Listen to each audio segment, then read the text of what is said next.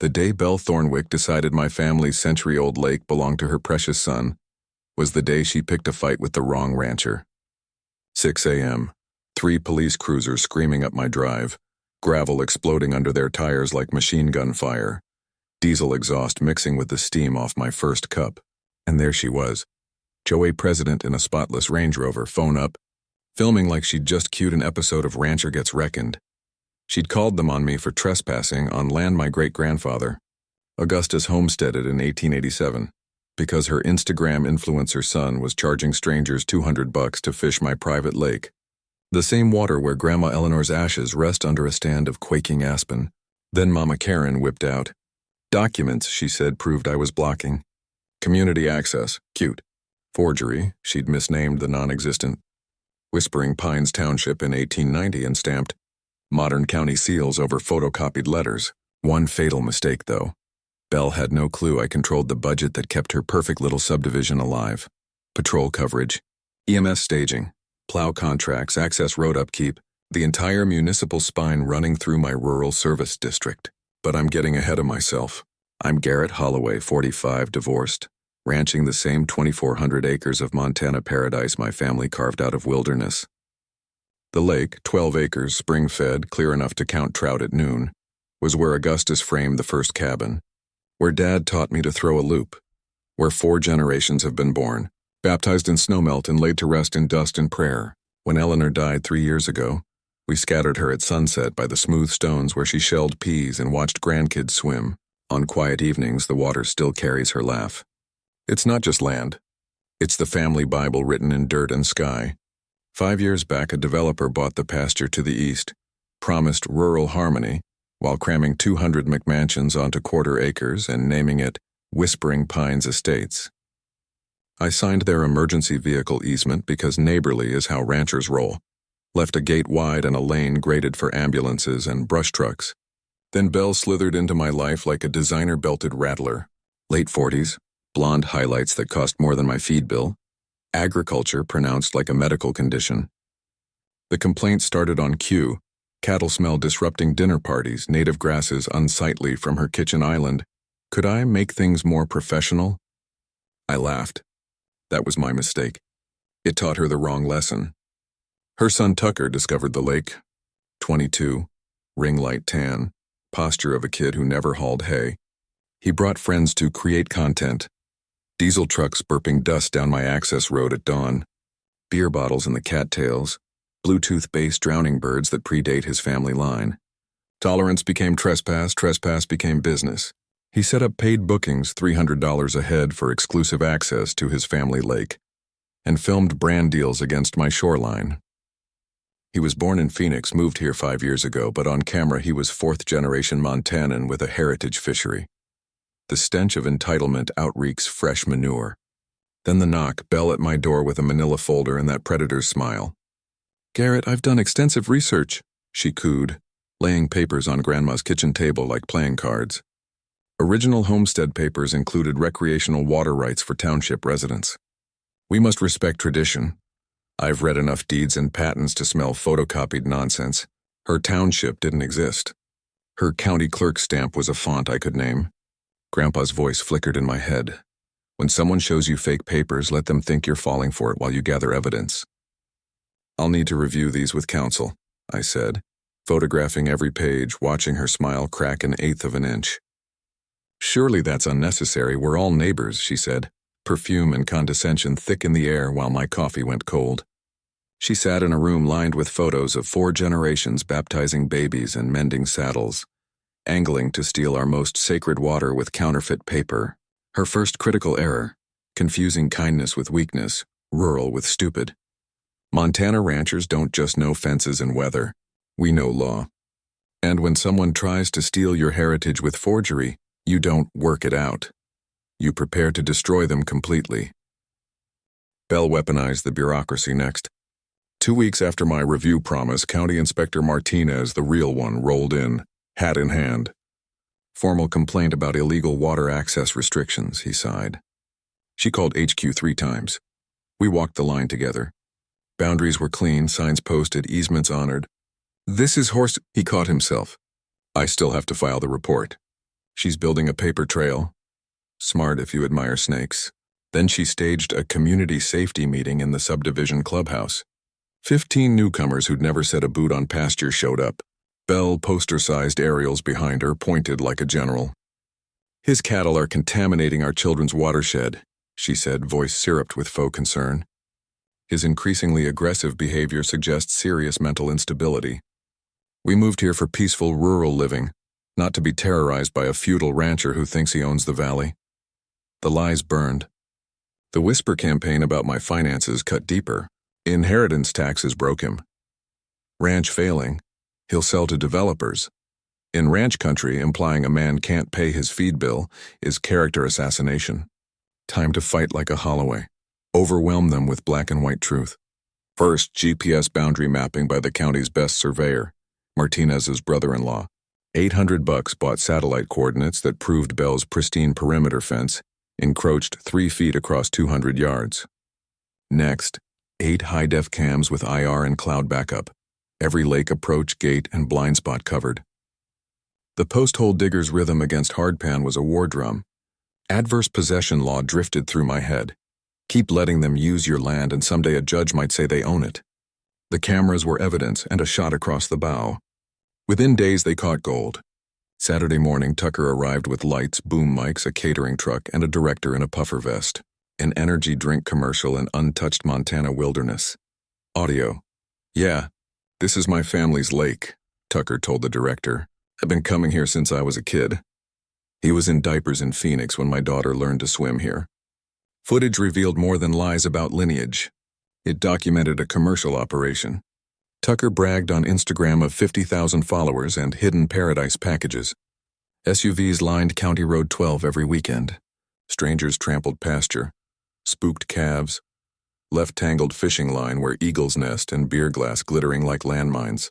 My prize bull, Augustus, named for the man who dug this well, went off feed. Cattle stress from human intrusion spreads through a herd like pink eye. Then a mini twist turned into a felony. A viral time-lapse showed Tucker building a rustic fishing dock at his family's traditional spot.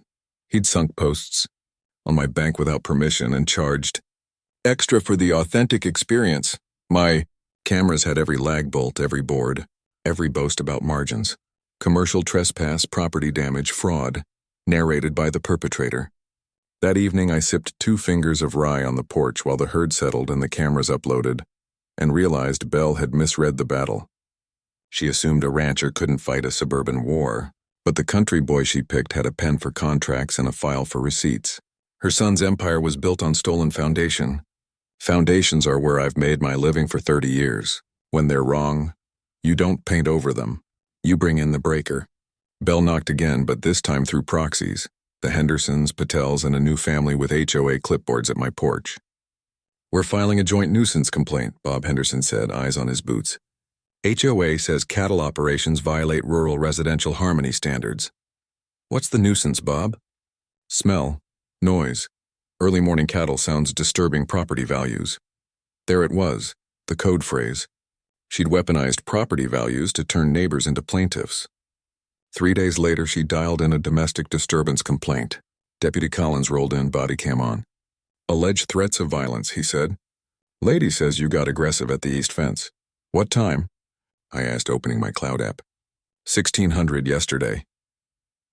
We watched together. Belle at the fence, me 15 feet back, hands in coat pockets explaining boundaries. Belle screamed terrorism and threats.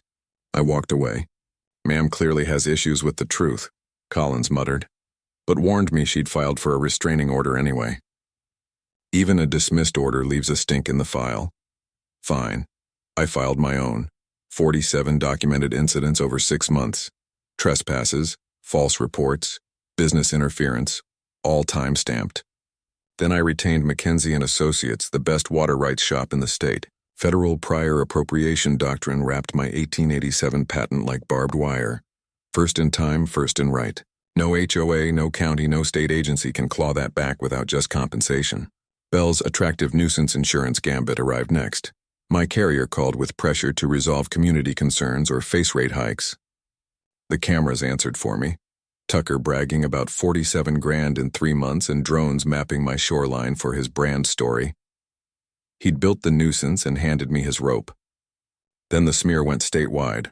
Crying kids at my fence on the evening news, let us swim signs. Belle's GoFundMe garnering $12,000 in 2 days to fight corporate agriculture. Death threats arrived with the junk mail. 3 long-time vendors canceled contracts mysteriously. Feed, vet, heavy equipment mechanic. And then the pump house died. Not of age, but of a severed conduit and a smashed control box. 8 grand in repairs and my cattle thirsty in the hottest week. The figures wore hoodies and kept their faces from my visible cameras.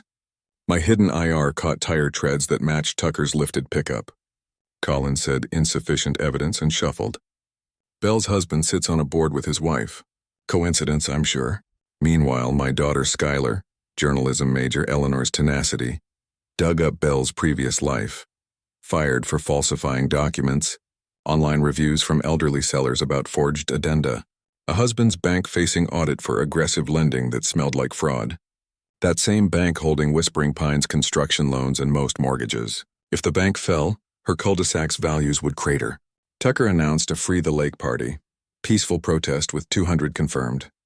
Peaceful meant fireworks and liquor. They came like locusts. Cars stacked along the county road. Coolers and cameras across my pasture. Smoke and barbecue and skunkweed. Fireworks over Eleanor's ashes. At dawn, the place looked like a battlefield. Trampled fence, scattered cows, and 40 acres blackened by a Roman candle grass fire. The volunteers and deputies did what they could. 3 arrests for underage drinking. Tucker conveniently gone.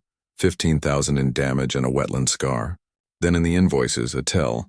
The county billed my parcel for EMS patrol and suppression. Every call back charged to my tax account. For 5 years, I'd been funding the police and fire that Belle used to harass me. The anger tasted copper. That night, digging through Augustus's filing cabinet, I found the manila folder that would change everything. Rural Service District, 1962. Anchor parcel, Holloway Ranch. Administrator, parcel owner. Powers, budget oversight. Contract approval, audit authority. Termination for cause. The key had been in the drawer the whole time. And with it, the breaker I needed. By Monday sunrise, my attorney Sarah Mackenzie had read the 1962 Act twice and called with a tremor of glee. It's real, Garrett. You're the administrator for the entire service district. Police patrols, EMS staging, road maintenance, utilities coordination. You've been subsidizing their lifestyle and your own harassment. My ranch paid 60% of the district budget, $200,000 a year. Whispering Pines collectively paid 40. For 5 years, I'd funded patrol cars that wrote me up on Belle's calls and brush trucks that cleaned up after Tucker's parties. Pete Morrison, my accountant friend from divorce days, traced the checks. Look at these security invoices. 400 grand annually to a firm owned by Belle's husband's partners. Actual patrol hours delivered? 20% a billed. Landscaping, pool chemicals, clubhouse utilities. Wired to the district as emergency road maintenance and public safety lighting. Skylar mapped the connections on a screen. The security firm's address matched the bank. The PR company Belle hired to smear me got a $37,000 emergency community communications payment from district funds. Kickback scheme through municipal contracts, she said, voice flat. We built the plan in Mackenzie's conference room with the smell of leather and old law. Phase 1. Formal assertions of authority. Certified letters to the HOA and all service vendors. Effective immediately. All district expenditures require administrator approval. All records for the past 10 years to be produced within 30 days. Unauthorized use of public funds for private amenities constitutes embezzlement. CC the county commission, the AG, the FBI's white-collar unit, the local press. Sunshine laws would do the rest, every step in public. Phase 2. Cut the fat while maintaining safety. Terminate the inflated security contract with 30 days' notice. Demand market rate bids for patrol coverage. And subsidized pool chemicals and tennis court lights masquerading as public safety. Whispering Pines would feel the bill for once. Phase 3. Public confrontation at the commission hearing already calendared for service district review. Evidence on the record, subpoenas issued on camera. Be surgical, Sarah cautioned. Document everything. Never give them a procedural foothold. In parallel, we loaded the civil cannons, defamation, conversion, trespass, interference, civil RICO, and readied criminal referrals for embezzlement, tax evasion, and filing false reports. The Environmental Coalition signed on. Montana Wilderness Society had been mapping Instagram damage statewide. Your lake is case study A, their scientists said. 3 young families from the subdivision slipped us notes. They're tired of emergency assessments and wanted transparency. Commissioner Janet Torres signaled she was hungry to prove she backed longtime families against suburban overreach. Developers keep pushing on ag zoning, her aide said. She wants a win. We sent the letters Tuesday at 9 a.m. certified, clock started. Belle's panic was immediate. Emergency HOA meeting called for that evening. Residents blasted with urgent. Rancher threatens community services. She tried to file domestic terrorism with the governor's office. Staffers reportedly laughed. She hired Pinnacle Crisis Management, Seattle PR mercenaries, and billed the HOA without a vote. The smear machine spun up. Fake accounts posted animal abuse lies and illegal dumping claims. Anonymous tips to IRS, EPA, animal control building inspectors. Tucker went live with tearful eyes and scripted tremble. This crazy rancher said he'd make me disappear if I didn't stop using the community lake.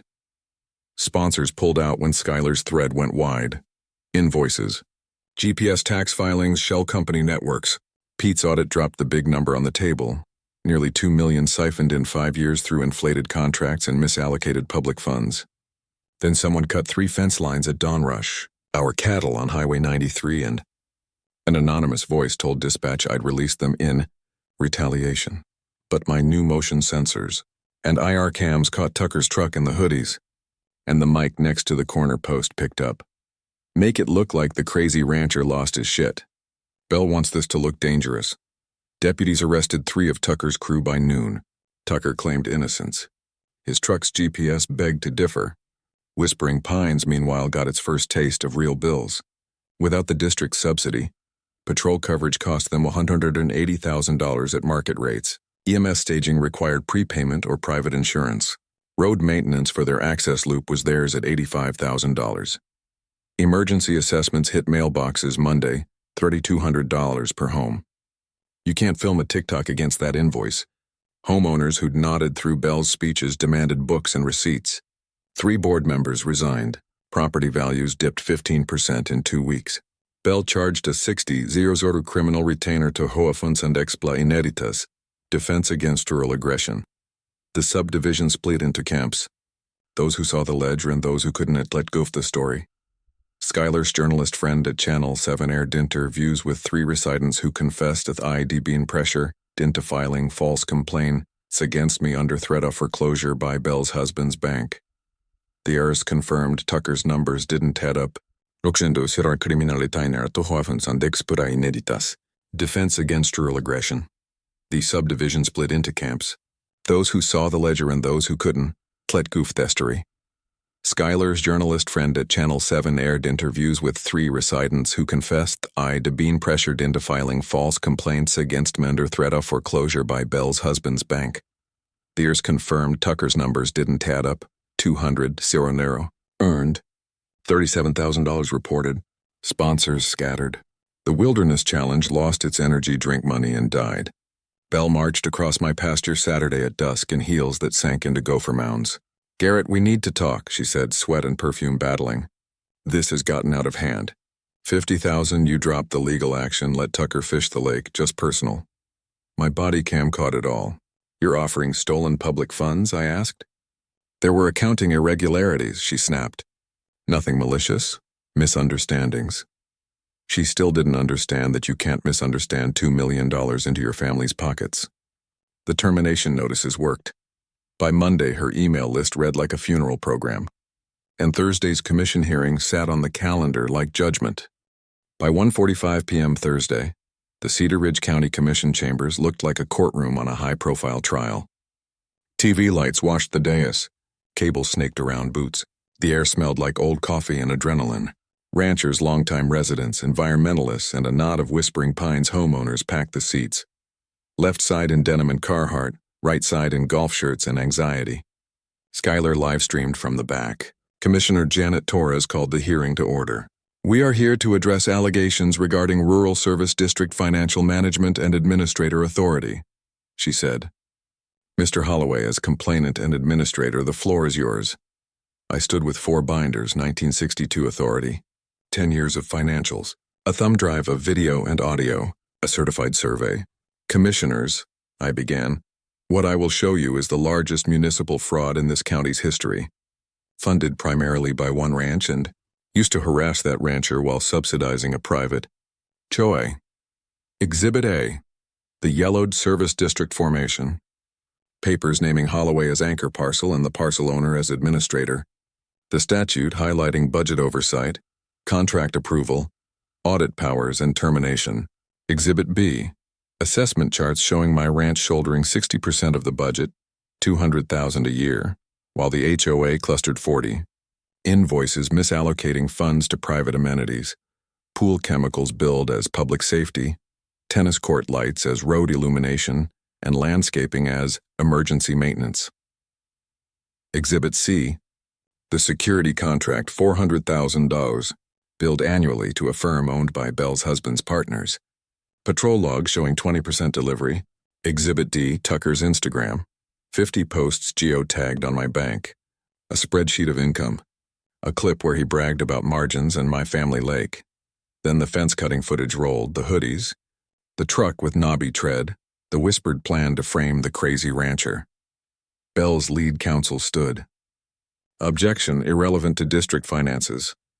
Torres didn't look at him. Sit down, counselor. I played the last clip, Belle, in my living room. $50,000 to make this disappear, her voice said over a video of my coffee table. The building can be adjusted. The chamber got church quiet. They didn't just steal money, I said. They sold my family's lake to strangers for Instagram content and used my own tax dollars to fund the patrols and fire trucks that cleaned up after their parties. Commissioner Torres leaned forward. Pen still. Mrs. Thornwick? Belle stood and tried to find a tone between defiance and apology. These are misunderstandings, she said, voice trembling. Accounting errors. Miscommunications about service boundaries. We heard you offering a bribe, Torres said evenly. We saw invoices for private amenities charged as public safety. This goes beyond miscommunication. Then the room spoke for itself.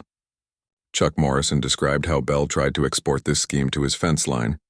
3 elders from Whispering Pines testified to threats of foreclosure if they didn't sign nuisance complaints. Dr. Rebecca Martinez from the Wilderness Society showed before and after photos of shoreline damage, nesting sites trampled by peaceful protests that were nothing but commercial events. Margaret Henderson, who had slipped me notes weeks back, stood crying and told the thing we needed city folks to hear. We trusted her, she said. She told us Garrett was dangerous. She said our values would collapse if we didn't act. She said her husband could help with our loans if we supported community safety. We were scared. I'm so sorry. Torres took a breath, looked at her colleagues, and spoke.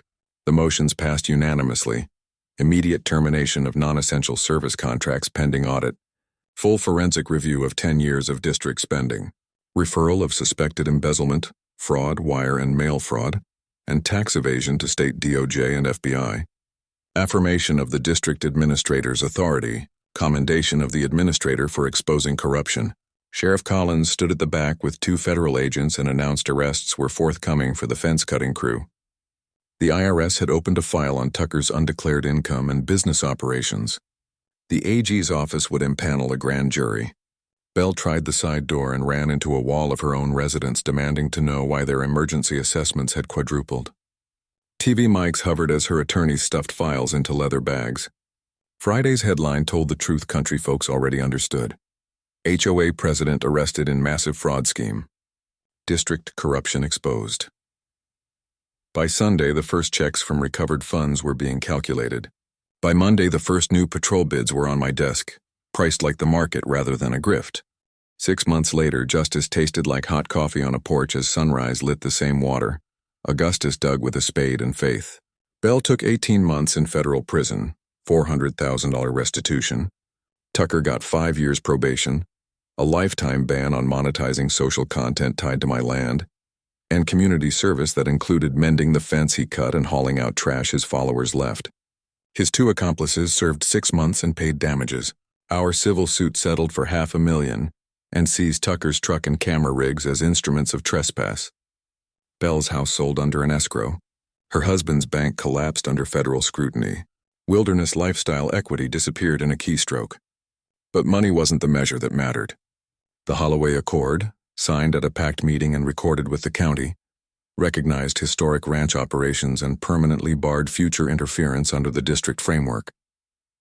The lake's shoreline healed. Waterfowl returned. The invasive weeds Instagram tourists trampled died back under a management plan Schuyler designed with the Wilderness Society. We stood a simple sign at the point where we scattered Eleanor. Private. Respect the dead and the living. The Rural Heritage Protection Fund launched with recovered dollars. In 6 months, we helped 47 families across Montana beat back HOA overreach and developer pressure, hiring the same surveyors, the same attorneys, the same accountants who taught me to push paper like a plow. Donations poured in from ranchers and farmers who'd fought their own quiet wars. The scholarship fund sent 12 kids to study land management, environmental science, and ag law. Schuyler switched majors to investigative journalism, and now interns with the same TV team that covered our fight.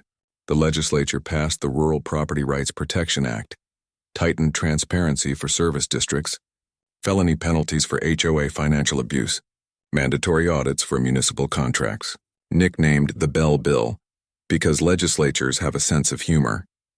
Our story showed up in law school casebooks and ag extension workshops. We hosted the first Rural Heritage Days. 5,000 folks came to learn about range ecology, water law, cooperative fire response, and how to work with families who were here before cul-de-sacs had names. Whispering Pines turned a corner too. Tired of drama, they elected decent people. Emergency assessments dropped once daylight hit the contracts. The garden club volunteers planted natives instead of lawn. 3 families who'd once waved signs at my fence now show up on branding day with casseroles. My vendors returned with apologies. The feed store manager admitted Belle's husband's bank had threatened his loan. Economic terror dressed as community standards. He shook my hand and we set a tab. Sometimes I walk the shoreline at dusk and hear Augustus in the wind. Land teaches patience and justice. People like Belle bring storms. We build ditches, set posts, and wait them out. Not with passivity, but with persistence and proof. If you're in your own fight, hear me. Start a folder. Date every incident. Install cameras you can afford. Learn your deeds and your state's statutes. File public records requests and read what you get. Bring neighbors you can trust. Ignore noise. Push truth. You might be sitting on powers you don't realize. Old districts, old easements, old rights that can unspool a modern scheme. Drop your HOA nightmare in the comments. Tell me where you're watching from. My ranch family stretches farther than any fence line. And smash that subscribe button. Next week, I'm telling how a retired teacher took down an entire corrupt school board with a calculator and public records requests. The land endures. Justice prevails. Montana ranchers do not back down from bullies who mistake kindness for weakness.